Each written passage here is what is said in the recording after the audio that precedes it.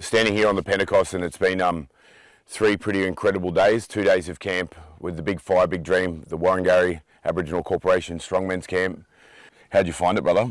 Yeah, it's been an amazing experience. I mean, beyond just the scenery and everything that we have around us here in nature, just being around a bunch of men that you can tell want to heal. They want to look at, how do I move forward? How can I do things better? How can I be better, not just for myself, but my family and my community has been really rewarding, and it's definitely filled my cup.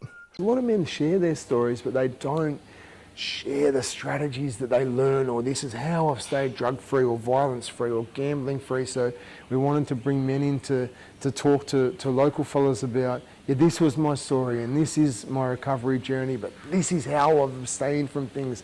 This is how I've healed. This is a tool that you can put in your toolbox, and so powerful to see. Then we're at 47 men, you know, that are in this common goal of wanting to move forward and wanting to heal. And you know, I think if these circles were around 20 years ago, my life might have been different, your life might have been different, but they weren't. But it's not too late to unlearn those behaviours. For me, one thing is that to connect with different men and from different places, no matter where you are, it's just to break it down and come together and understand each other's problems, find different ways of how we can work it out, and learn more about culture, the land, and who we are. I just think it's a really important aspect for mob, just to be able to be out of town, away from all the noise, and just really connect with each other without other things influencing that, and just being able to really just make that connection with other men in the community, and just listen to each other and hear each other's stories, and just connect and just yarn, sit around the fire and have those meaningful conversations. You know, it's a powerful thing to be able to listen and learn off other people. I think, you know, we're surrounded by deficit discourse all the time, particularly as men. All we ever hear is negative spoken about us and to us. And so sometimes we have to be looking at, how do we make it more strength-based? How do we flip the script and make things more positive-focused, and be able to provide that environment where men can actually see some positivity about themselves to help build on their strong positive sense of identity and self, which makes them better people, not just back home in their communities and with their families, but better people just in general, being able to go to work, being able to help out in community, doing all those things that we know that we've always traditionally filled the role of as men. I never felt so confident in myself, especially speaking in a big group. And for me to come out here to join the men's group like this for the first time, and being out bush, is a big healing process for me. This should happen more often. This should be a space for all blokes to be able to come out, and whether it's a serious conversation or whether it's just a laugh around the campfire. And it being a safe place. And being a safe place. Yeah. No judgment. Yep. No shame. Just somewhere where you can be safe and you can feel free to be vulnerable around other blokes. You know, it's not just you going through things, it's all men, and as Kirsten said, we're all here to support each other. Some of those barriers were just around, how do we have difficult conversations with other men?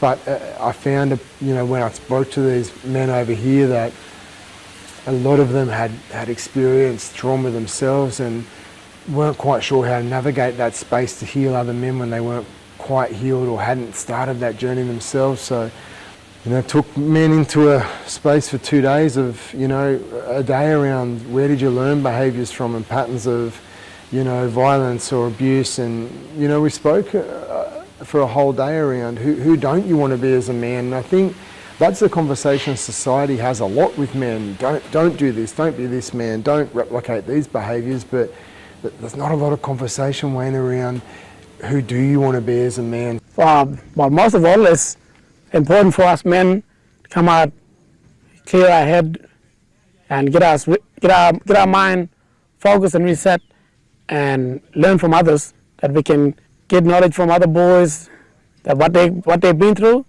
what their life been through, we can learn from it, and we have problems that we can bring out to the men here, and we can bring out our feelings.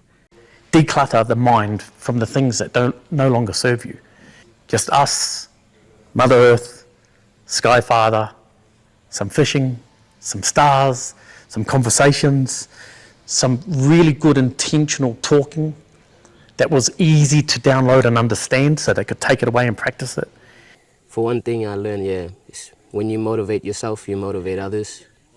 You make people want to get out there and do things that they haven't done.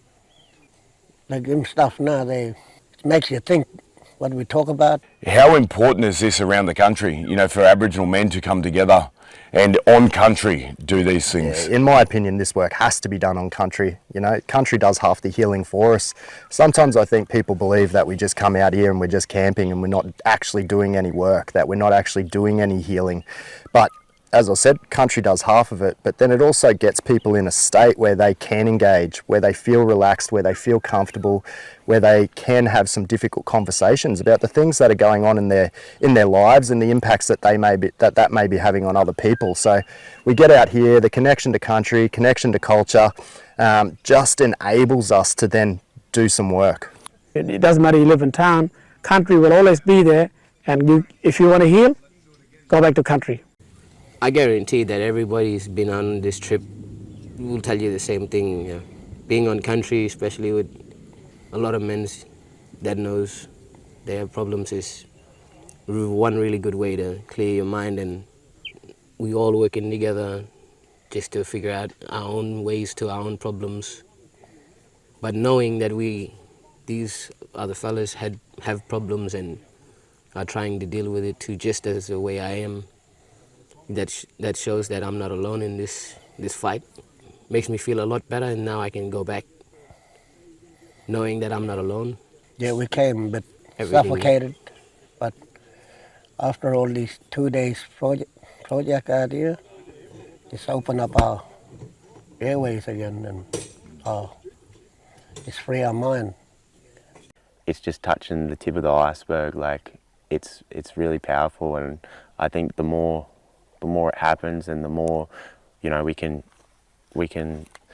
spread awareness to other men. Like, this is what happens, and this is what, you know, what I learned, and, you know, what I got to experience. I think like more men will be inclined to join and tag along.